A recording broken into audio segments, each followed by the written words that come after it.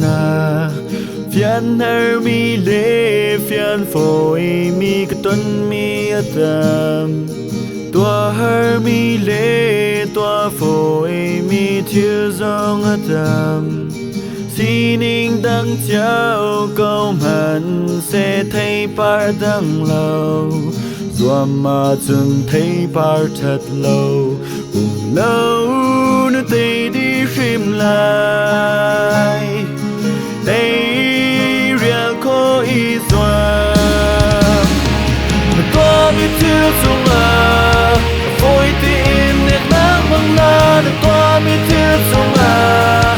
hơi tim nó lâu thôi là đã có biết chưa kịp à con na kim toa khối xóa mà đôi tin lâu sẽ lâu in tuần để ta ăn sáng lại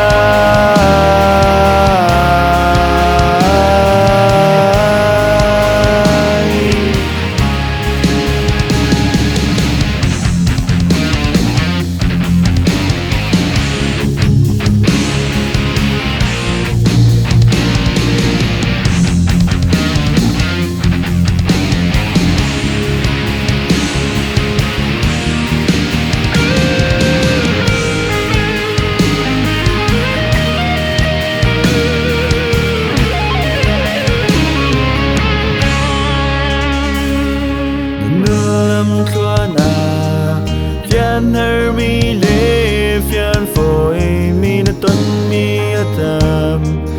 tua her mi lệ tua phôi mi thiêu dòng adam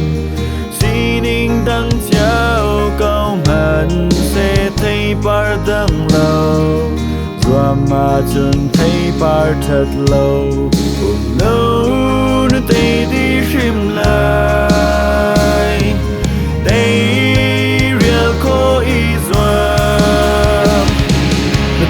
mi thiêu sông à phôi tin nét nắng bằng la đã toa mi thiêu sông à hơi tin nó lúc thôi là đã toa mi thiêu kịp à đôi na kia toa khối gió nó đôi tin lâu sẽ lâu in tuần để ta ăn sáng lại nó toa mi thiêu sông à phôi tin nét nắng bằng la đã toa mi thiêu sông à hơi tin nó lúc thôi là đã toa mi thiêu kịp à